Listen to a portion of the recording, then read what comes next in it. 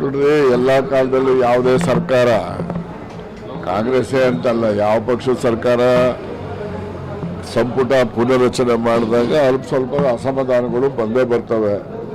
ಅಸಮಾಧಾನಗಳೆಲ್ಲ ಆಯಾ ಪಕ್ಷದ ಮುಖಂಡರುಗಳು ಅದನ್ನೆಲ್ಲ ಸಮಾಧಾನಗೊಳಿಸ್ತಾರೆ. ಯಾವುದೇ ತೊಂದರೆ ಏನೂ ಆಗೋದಿಲ್ಲ. ಅವರು ಮುಖ್ಯಮಂತ್ರಿಗಳು ದೆಹಲಿಗೆ ಹೋಗ್ತಾ ಇದ್ದಾರೆ. ಮತ್ತೊಮ್ಮೆ ಎಲ್ಲ ಘಟನೆಗಳ ಹಿನ್ನೆಲೆಯಲ್ಲಿ ಏನೆಲ್ಲ ತೀರ್ಮಾನಗಳು ಮಾಡ್ತಾರೆ, ಮಾಡ್ಕೊಂಡು ಬರ್ತಾರೆ.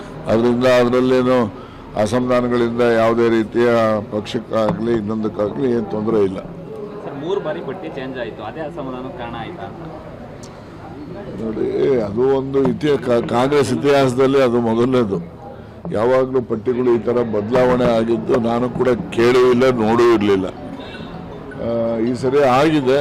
ಸರಿ, ಅದೇ ಒಂದೇ ಕಾರಣ ಇಲ್ಲ, ಬೇರೆ ಬೇರೆ ಕಾರಣಗಳು ಇರ್ತವೆ. ಈಗ ಅವೆಲ್ಲವನ್ನು ಕೂಡ ಈಗೆಲ್ಲ ಆಚೆ ಬಂದಿರೋದ್ರಿಂದ ಆ ಹಿನ್ನೆಲೆಯಲ್ಲಿ ಈಗ ಹೊಸ ತೀರ್ಮಾನಗಳು ಏನನ್ನ ಮುಖ್ಯಮಂತ್ರಿಗಳು ದೆಹಲಿಗೆ ಹೋಗಿ ವರಿಷ್ಠರ ಜೊತೆ ಚರ್ಚೆ ಮಾಡಿ ಮಾಡ್ಕೊಂಡು ಬರ್ತಾರೆ, ನೋಡೋಣ.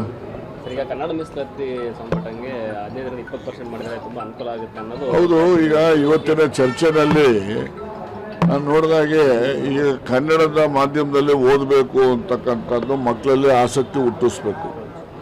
ಇಲ್ಲಾಂದರೆ ಎಲ್ಲ ಇಂಗ್ಲೀಷ್ ಮಾಧ್ಯಮಕ್ಕೆ ಹೋಗ್ತಕ್ಕಂಥದ್ದು ನಾವು ನೋಡಿಕೊಟ್ಟಿದ್ದೀವಿ. ಈ ಕನ್ನಡ ಮಾಧ್ಯಮದ ಬಗ್ಗೆ ಮಕ್ಕಳಲ್ಲಿ, ಪೋಷಕರಲ್ಲಿ ಆಸಕ್ತಿ ಬರಬೇಕು ಅಂದರೆ ಅವ್ರಿಗೂ ಕೂಡ ಈ ಮೀಸಲಾತಿನ ನಮ್ಗೆ ಅನುಕೂಲ ಆಗ್ತದೆ ಅನ್ನೋದು. ಈಗ ತಮಿಳುನಾಡಿನಲ್ಲಿ 20% ಇಟ್ಟಿದ್ದಾರೆ. ನಮ್ಮಲ್ಲೂ ಕೂಡ ಇಡೋವಂಥ ಪ್ರಯತ್ನ ಯಾಕೆ ಮಾಡಬಾರ್ದು? ನಾವು ಕನ್ನಡ ಉಳಿಸಿ ಬೆಳೆಸಿ ಅಂತ ಊರೂರೆಲ್ಲ ಟಾಮ್ ಹೊಡಿತೀವಲ್ಲ.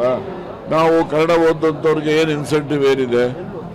ಅವ್ರಿಗೇನಾದ್ರು ಇನ್ಸೆಂಟಿವ್ ಥರ ಈ ರೀತಿ ಉನ್ನತ ಶಿಕ್ಷಣದಲ್ಲಿ ಅಭ್ಯಾಸ ಮಾಡೋದಕ್ಕೆ ಮೀಸಲಾತಿ, ಮತ್ತು ಅಭ್ಯಾಸ ಮಾಡಿದ ಮಕ್ಕಳಿಗೆ ನೇಮಕಾತಿನಲ್ಲಿ ಮೀಸಲಾತಿ, ಇವೆಲ್ಲ ಇದ್ದಾಗ ಸುಲಭವಾಗಿ ಆ ಒಂದು ಕನ್ನಡ ಮಾಧ್ಯಮದಲ್ಲಿ ಓದಲಿಕ್ಕೆ ಮಕ್ಕಳು ಕೂಡ ಮುಂದೆ ಬರ್ತಾರೆ, ಪೋಷಕರು ಕೂಡ ಅದಕ್ಕೆ ಬೆಂಬಲ ವ್ಯಕ್ತಪಡಿಸ್ತಾರೆ. ಅದರಿಂದ ಕನ್ನಡವನ್ನು ಬೆಳೆಸ್ತಕ್ಕಂಥದ್ದಕ್ಕೆ ಅದು ಒಂದು ಪೂರಕವಾದಂಥ ಸಾಧನ. ಬೆಂಗಳೂರಲ್ಲಿ ಸಭೆ ಚರ್ಚೆ ಮಾಡಿಸ್ತೀನಿ, ಎಲ್ಲರೂ ಬನ್ನಿ ಅಂತ ಮಂತ್ರಿಗಳು ಯಾರು ಹೇಳ್ತಿದ್ರು, ಮಾತಾಡ್ತಾರೆ. ಇರ್ಲಿ ರೀ, ಅವೆಲ್ಲ ಸಮಯ ನಡೆಯಪ್ಪ. ಈಗ ಏನು ಅರ್ಜೆಂಟ್ ಏನಿದೆ? ಇನ್ನೂ 2 ವರ್ಷ ಇದೆ. ಇನ್ನೂ 2 ವರ್ಷ ಇದೆ. ಸಭಾಪತಿ ಹೊರಟ್ಟಿ ಅವರಿಗೆ ಬಲವಂತವಾಗಿ ರುಜು ಹಾಕ್ಸಕ್ಕಾಗ್ತದ? ಅವ್ರ ಕಾಗದ ಓದಿದ್ದೀರಾ? ನಾನು ಸಹಿ ರಾಜೀನಾಮೆ ನೀಡಿದ್ದೀನಿ ಅಂದಮೇಲೆ ಬರವಣಿಗೆಯಲ್ಲಿ ಬರ್ದಿರೋದು ನಂಬ್ತಿರೋ, ಬಾಯಲ್ಲಿ ಇನ್ಯಾರೋ ಹೇಳಿದ್ದು ನಂಬ್ತಿರೋ? ಹೇಳು. ಅವರೇನಾದ್ರು ನನಗೆ ಆ ಥರ ಮಾಡಿದ್ರು ಅಂತ ಹೇಳಿದಾರ? ಯಾರೋ ಬೇರೆಯವರು ಹೇಳ್ತಾರೆ. ಆದರೆ ಅವರೇ ಸ್ವಯಂವಾಗಿ ಸಹಿ ಮಾಡಿ ಪತ್ರದಲ್ಲಿ ಏನು ಬರ್ತಿದ್ದಾರೆ ಅದು ಮುಖ್ಯ. ನಾವು ಯಾರೋ ಒಬ್ಬರು ರಸ್ತೆಯಲ್ಲಿ ಹೋಗೋರು ಏನೋ ಒಂದು ಹೇಳ್ಬಿಟ್ರೆ ಅದು ನಂಬಕ್ಕಾಗ್ತದ? Okay, thank you. ದೊಡ್ಡ ಜಿಲ್ಲೆ ಸರ್ ತುಮಕೂರು. ಆಯ್ತಲ್ಲ, ಎಲ್ಲ ಮುಗ್ದೋಯ್ತು, ನಡಿ ನೋಡೋಣ. ಒಂದೆಲ್ಲ 2 ಕೊಡ್ಬೋದಿತ್ತು, ಕೊಟ್ರೆ ತಗೊಳಕ್ ತಯಾರಿದ್ದಾರೆ. ನೋಡಪ್ಪ, ಅವರು ವರಿಷ್ಠರು ತೆಗೆದುಕೊಂಡಿರೋ ತೀರ್ಮಾನ, ಆ ತೀರ್ಮಾನದಲ್ಲಿ ಅವ್ರಿಗೆ ಏನು ಅನ್ಸಿದೆಯೋ ಗೊತ್ತಿಲ್ಲ. ಒಂದೇ ಸಾಕು ಅಂದ್ರೆ ಒಂದು ಕೊಟ್ಟಿದ್ದಾರೆ, ಆಯ್ತು, ಏನು ಮಾಡೋಕ್ಕಾಗಲ್ಲ. ಸಿದ್ದರಾಮಯ್ಯನವರು ಕೂಡ ಅಸಮಾಧಾನ ಆಗಿದ್ದಾರೆ ಅದು ನನಗೆ ಗೊತ್ತಿಲ್ಲಪ್ಪ. ಸಿದ್ದರಾಮಯ್ಯ ನಾವು ಭೇಟಿ ಮಾಡಿಲ್ಲ, ಈಗ 3-4 ದಿವಸದಿಂದ ಭೇಟಿ ಮಾಡಿಲ್ಲ.